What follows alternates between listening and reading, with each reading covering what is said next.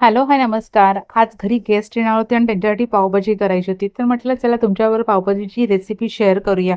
म्हणून आज तुमच्याबरोबर छानपैकी अशी पावभाजी करणार आहे. ही रेसिपी कशी वाटते मला नक्की कमेंट्स करून सांगा आणि वेळ न घालवता आपल्या सिंपल, सुंदर आणि पटकन होणाऱ्या पावभाजीला सुरुवात करूया. इथे मी 3 कांदे एकदम बारीक चिरून घेतलेले आहेत, 2 टोमॅटो बारीक चिरून घेतलेले आहेत आणि 2 सिमला मिरची बारीक चिरून घेतलेली आहे. जितकं बारीक चिरता येईल तुमच्याकडे चॉपर असेल तर चॉपरने चिरा किंवा असंच तुम्हाला सुरीने वगैरे बारीक करता येत असेल ना, तर जेवढी बारीक करता तेवढं पावभाजीसाठी आहे ना, जेवढ्या गोष्टी आहेत सगळे जितक्या बारीक करता येईल तेवढ्या बारीक करायच्या. इथे फ्लावर घेतलेला आहे आणि मटार घेतलेले आहे. फ्लावर आणि मटार इथे मी चांगले उकडून घेतलेले आहेत. पाव किलो फ्लावर आहे आणि 1 वाटी मटार आहे. ते आपण व्यवस्थित असे उकडून घेतलेले आहेत. आता इथे मी 2 मोठे बटाटे तेही उकडून घेतलेले आहेत. फक्त आता बटाटा कसा आहे, मी उकडून घेतल्यानंतर ना तो किसून घेतलेला आहे. जितकाच आपल्याला स्मॅश करता येईल ना, तेवढा सगळा तो बटाटा आपण किसून घेतलेला आहे आणि मटार आणि फ्लावर आहे हे मी मिक्सरला जाडसर असं जरा बारीक करून घेणार आहे. म्हणजे पावभाजी आहे ना आपल्याला पटकन करता येते. ह्या सगळ्या गोष्टी स्मॅश करायला वेळ जात नाही. आता तेल घेतलेलं आहे. तेल मी साधारण 5 ते 6 टेबलस्पून तेल घेतलेलं आहे. त्याच्यामध्ये आता आपण एक मोठा चमचा आलं, लसूण, मिरची, कोथिंबीरची पेस्ट टाकून घेऊया. ज्या पद्धतीने मी ही पावभाजी करते ना, त्या पद्धतीने सेम केलीत ना, पावभाजीची टेस्ट आहे ना खूपच सुंदर होते. रेग्युलर आहे रेसिपी, पण करण्याची पद्धत जशी आहे ना, ती पद्धत थोडी वेगळी आहे. त्या पद्धतीने केलीत ना, तर पावभाजीची चव अजून वाढेल. आता इथे मी 2 चमचे पावभाजी मसाला घेतलेला आहे आणि तो मसाला आधी आपण ह्याच्यामध्ये टाकून घेऊया. आणि आपण तो आलं लसूणवरती आहे ना, छानपैकी असं ना खमंग परतवून घ्यायचा, की त्याने ना पावभाजीची फ्लेवर आहे ना खूप छान होऊन जातो. अजून काही टिप्स आहेत त्या मी तुम्हाला पुढे-पुढे सांगणारच आहे. त्यामुळे व्हिडिओ अजिबात स्किप न करता शेवटपर्यंत बघा.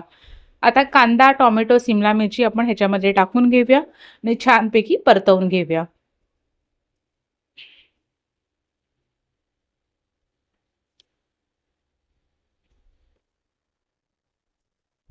म्हणजे पावभाजीचा मसाला जो आपण ते आधी परतवला होता ना, तो त्याचा जो फ्लेवर आता ह्या सगळ्या कांद्यामध्ये वगैरे उतरतो ना, खूप छान टेस्ट लागते हां. त्यामुळे मी जी पद्धत आता दाखवते, या पद्धतीने एकदा तरी पावभाजी नक्की ट्राय करा.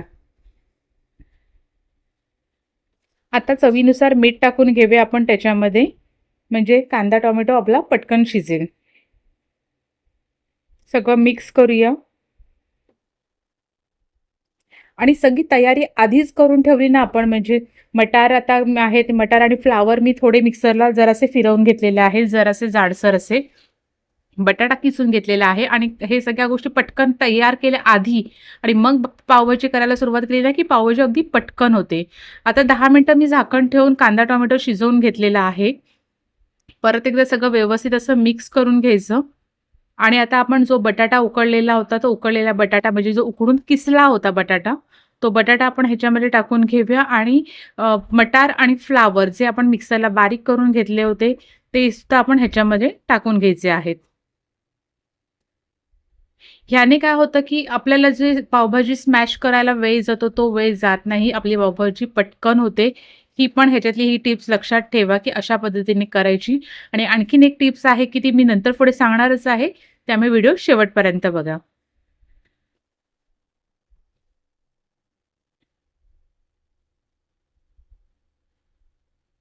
सगळं काही व्यवस्थित असं मिक्स करून घ्यायचं आणि तुम्हाला पावभाजी कितपत पातळ पाहिजे, त्यानुसार तुम्ही त्याच्यामध्ये पाण्याचं प्रमाण हे टाकायला सुरुवात करायची आहे. म्हणजे एकदम काही-काहींना घट्ट एकदम लागते, काही-काहींना थोडीशी पातळ लागते. त्यानुसार तुम्ही तुमच्या आवडीनुसार पाणी, म्हणजे जर पावभाजी घट्ट वाटली, तर तुम्ही तुमच्या अंदाजाने पाणी टाका. आता इथे मी 2 कप पाणी टाकलेलं आहे. परत एकदा सगळं व्यवस्थित असं मिक्स करून घ्यायचं आणि आहे ते सगळ्या गोष्टी आपल्याला छानपैकी एकजीव व्हायला एक 10 ते 15 मिनिटं छानपैकी ते शिजवून घ्यायचं.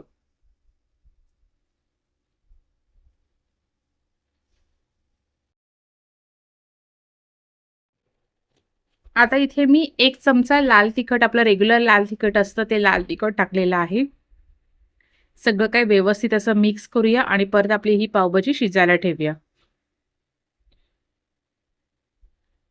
आता पावभाजी एवढ्या क्वांटिटीमध्ये आहे, त्यामुळे जेवढी तुमच्या ना पावभाजीमधला पावभाजीचा मसाला जास्त आणि हा मसाला लाल तिखट मसाला कमी असेल ना, तशी पावभाजीची चव आहे ना अजून वाढते. म्हणजे अगदी रेस्टॉरंटला वगैरे मिळते ना, त्यांच्याकडे कसं पावभाजीचा मसाला त्यांचा जास्त टाकलेला असतो. आपण ऑलरेडी 2 चमचे पावभाजीचा मसाला टाकलेला आहे सुरुवातीला. आता ही जी मी ट्रिक सांगते ना, ह्याने पावभाजीची चव तुमची अजून वाढेल. आता इथे मी बटर घेतलेलं आहे. बटर चांगले मस्तपैकी 3-4 टेबलस्पून चांगला बटर घ्यायचा आहे. बटरमध्ये कंजूसी इथे करायची नाहीये. बटर पूर्णपणे मेल्ट करून घ्यायचं आणि त्याच्यामध्ये आता मी टाकणार आहे 4 चमचे पावभाजीचा मसाला. टोटल आपण अख्ख्या रेसिपीला साधारण एक 6 चमचे पावभाजी मसाला वापरलेला आहे आणि आता इथे मी 2 चमचे लिंबाचा रस घेतलेला आहे आणि लिंबाचा रस आपण त्याच्यामध्ये टाकायचा. हा मसाला आहे ना बटरमध्ये मस्तपैकी असं एकदम मिक्स करून घ्यायचं आणि त्याचा आहे ना टेस्ट आहे ना ती अजून छानपैकी करायची. अशी म्हणजे एक फोडणी दिल्यासारखी आहे ही एक पद्धत आणि छानपैकी आपण सगळा तो मसाला परतवून घेतला. आता त्याच्यामध्ये थोडीशी पावभाजी आहे ना, ती त्या मसाल्यामध्ये आपण टाकून घेऊया. सगळं मिक्स करूया आणि हे सगळं मिक्स केल्यानंतर हा जो मसाला तयार झालेला आहे आपला, तो आपण त्या पावभाजीमध्ये मिक्स करून घेऊया. ही जी पद्धत आहे, ह्याने तुमच्या पावभाजीची चव इतकी भन्नाट होते ना, खूप सुंदर होते. त्याच्यामुळे ही ट्रिक्स नक्की ट्राय करून बघा. आणि अशा पद्धतीने पावभाजी एकदा तरी करून बघा. नक्की तुम्हाला आवडेल आणि नेहमी अशाच पद्धतीने तुम्ही पावभाजी कराल आणि सगळं काही व्यवस्थित असं मिक्स करून घ्यायचं आणि अशा पद्धतीने एकदम टेस्टी, सुपर टेस्टी अशी आपली ही पावभाजी तयार होते. रेसिपी आवडली असेल ना, तर रेसिपीला लाईक करा आणि आवडत्या व्यक्तीला तुमच्या शेअर करा आणि अशा पद्धतीने नक्की रेसिपी ट्राय करून अशी पावभाजी केल्यानंतर मला कमेंट्स करून सांगा तुम्हाला ही रेसिपी कशी वाटली ती. चला तर भेटूया नवीन रेसिपी, नवीन व्हिडिओसोबत. तोपर्यंत ही पावभाजीची रेसिपी कशी वाटली मला नक्की कमेंट्स करा. Thank you.